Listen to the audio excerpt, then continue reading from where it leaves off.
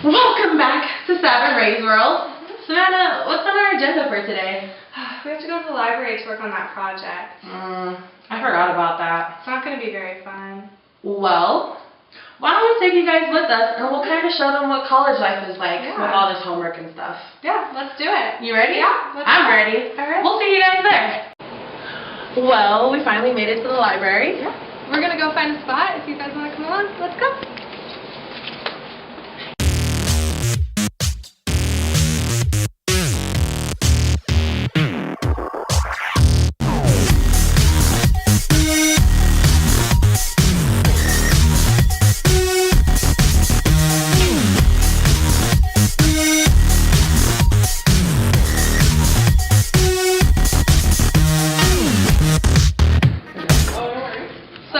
We've decided that this is a beautiful spot to study.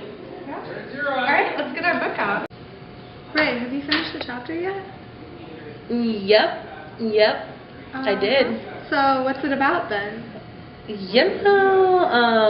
Whistleblowing and all that jazz. Is that the yellow pages? Okay, Savannah. You're not even reading the book. Fine. What is whistleblowing about? Well, I think whistleblowing occurs when an employee makes public a threat or neglect that's occurring within their organization. What do you mean by threat? Well, like, shoddy business practices, dangerous situations for employees, pollution or destruction of the environment, violation of tax laws, or misleading of investors. That's actually kind of interesting. Yeah.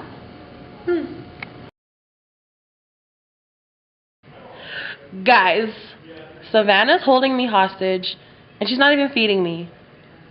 Like, what? Drop a comment if you think she at least owes me Korean barbecue, or if I should at least be excused from this project, because I'm so hungry. Ray, we have to learn this material. But why? Because we have to finish this project. Fine. Can you at least tell me something new about whistleblowing? Well, it seems like employees have an increased awareness of the ethical conflicts that they can encounter at work. And I feel like we all need to have some sense of what lines we will not cross, what sort of things we would refuse to do, and what activities we wouldn't tolerate, even if we're not actually doing it, but only observing it. I mean, yeah, it makes sense and it's kind of interesting, but I just don't want to learn right now.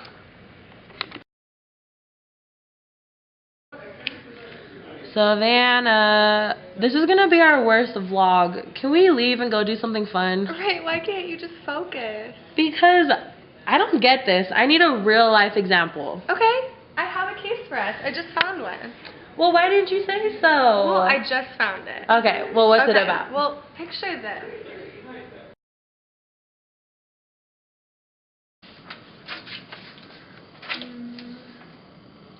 That's weird. Why does this real estate case have blood samples attached to it?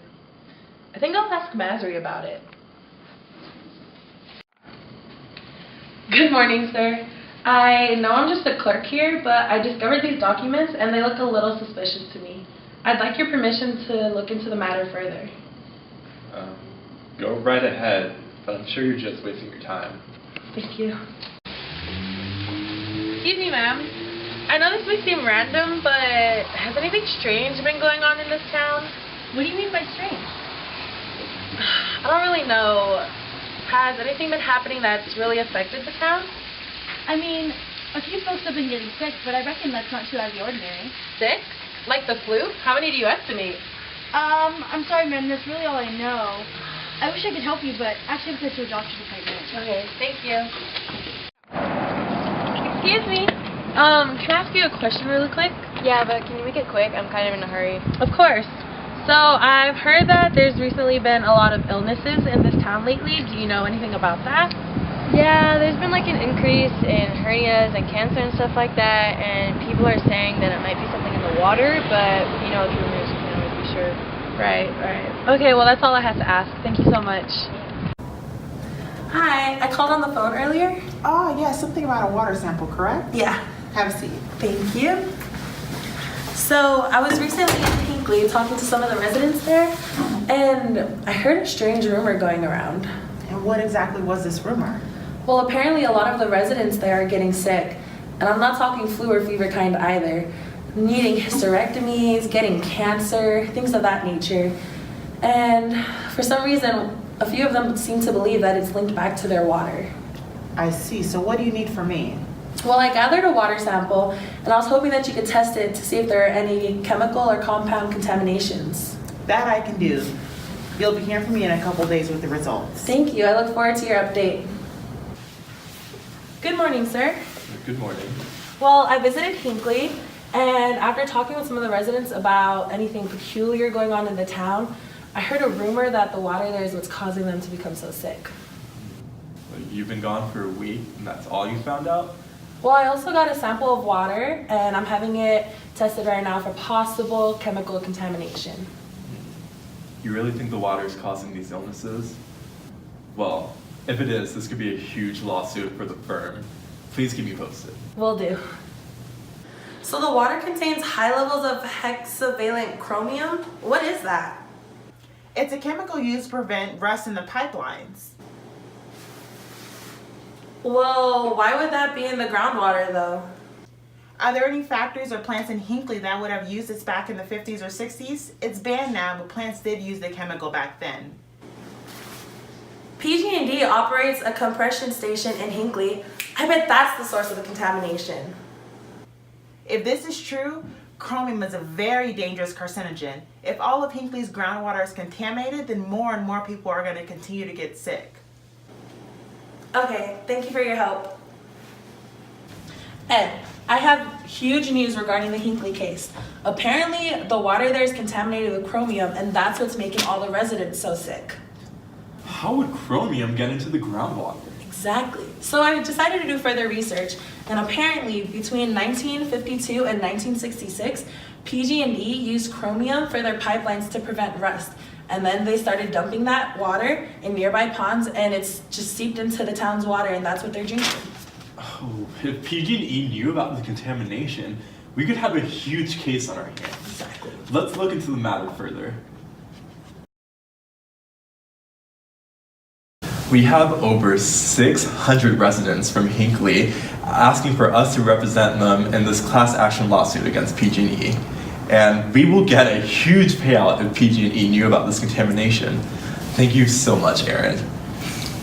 Wow, that case really helped me out. Yeah, I was really confused before. Yeah. Like this video if that case also helped you understand a little bit more about whistleblowing. Do you think we could find maybe one more just to really make sure we understand? Yeah, let me look. Oh, here's this one. This one seems interesting. Okay, imagine this. Where? Ray, over here. Yes, I know we had plans tonight, but my work sent me out on this trip last minute. I mean, yeah, I know we had reservations, but the FDA contacted the company saying that we're having concerns with our plant in Puerto Rico, and I'm the quality control assurance manager. Of course they're going to send me here to check out the situation. Look, there's nothing I can do right now. My team is waiting on me. I'll see you when I get back, okay? All right, bye. All right, let's head in. Sorry about that, guys. Let's get the show on the road. Hi, we're the reps from GlaxoSmithKline. We called ahead to let you guys know we're coming. Is it all right if we take a look around? Oh yeah, that's fine. Our manager should be here in a second. She'll show you around. Okay, great. Thank you. Hi there, Cheryl. Hi. I presume? Yes. Nice to meet you. You My too. name's Cassandra. Can I kind of look around? Yeah, definitely. So what do we owe this visit to? It's not very often that headquarters brings over reps to come and check our facilities. Right, well, we got some violation concerns from the FDA, so we thought it would be best to check it out now rather than later. I'm sure there's nothing to worry about, though. I sure hope not. Well, could you show us where the drugs are made and packaged? Yeah, of course. Over here. What is it? See those two workers at the counter? They keep taking the pills from one bottle and switching them to another container. That's not right. So many people are going to be confused. Right? That's what I was thinking. That's not even the worst of it. Oh no. What else is going on? Do you notice how crowded it is in here? Well, I mean, yeah, I would expect it to be crowded. This facility is one of the biggest manufacturers there is. They produce $5.5 billion worth of products a year, so it kind of only makes sense that it's going to be this crowded. Yeah, but I've also noticed the workers use the car as a storage facility. There's no way that can be sanitary or stale. How do we make sure that the cars are clean and then make sure that the medicinal drugs are sterile? That's what I'm thinking. No wonder the FDA has so many concerns. Yeah, none of this lines up. So we're gonna have to talk to Cheryl about this. Well, thank you so much for your time and allowing us to look around. Of course, that's no trouble at all. All right, well, bye. Thank Bye. you. Bye. Bye.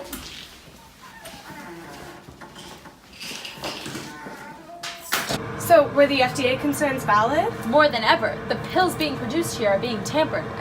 What do you mean? What I mean is that they're not following protocols. They're switching pills from one bottle to another, and then the water system, it's terrible. And that's not all. Have you seen how crowded it is in there? Plus, they're using cars as storage. Wow. Well, it would be a huge loss for the company if we lost this plant. Let's get some sleep before tomorrow, and then I'll get back to the senior managers. I'm sure they'll want to handle this problem right away. Come in.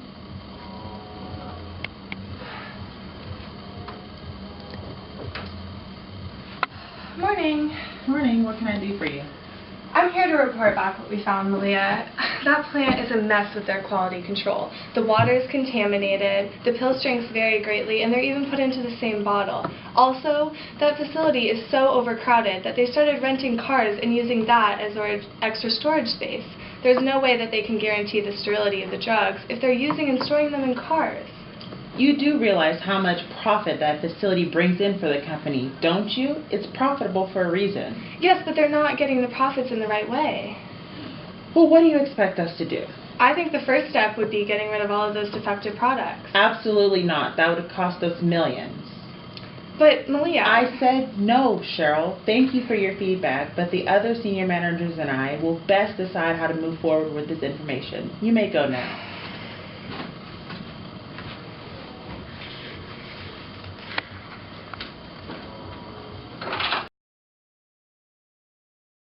Malia, it's been a month and I've seen nothing done. I mean, the FDA isn't just going to go away.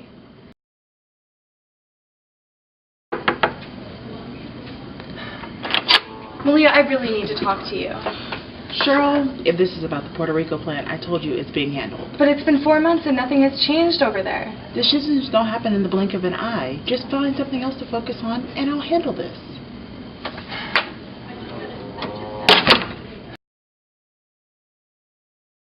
Fired? This is outrageous. Calm down, Cheryl.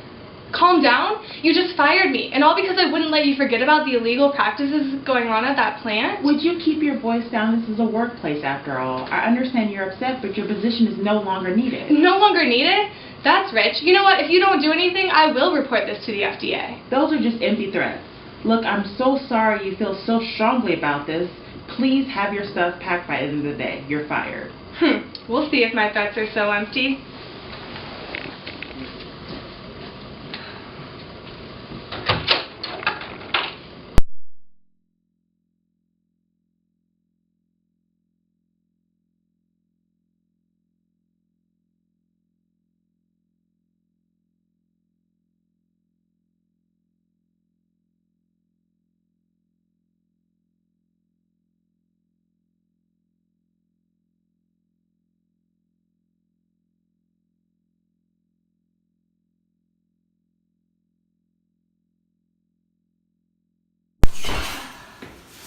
Did you change clothes?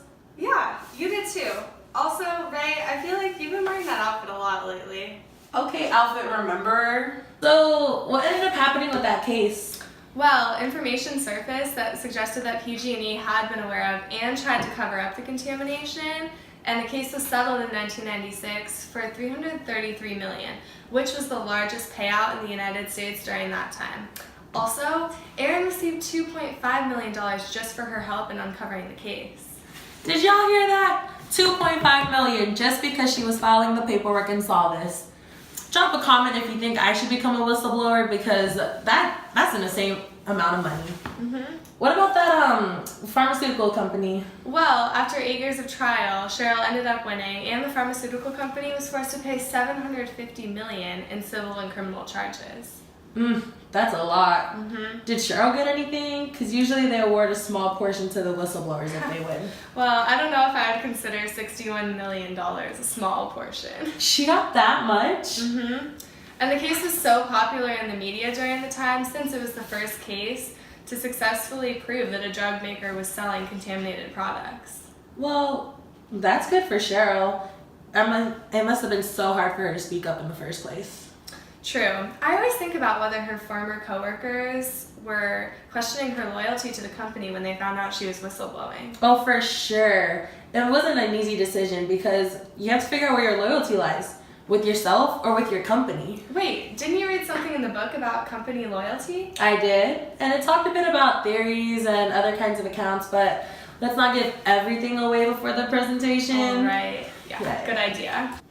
Alright guys, so it's getting kind of late and Savannah and I are really tired. Hopefully you learned something from this video. Yeah. Don't forget to like, comment, and subscribe, and we'll see you guys in class for our presentation.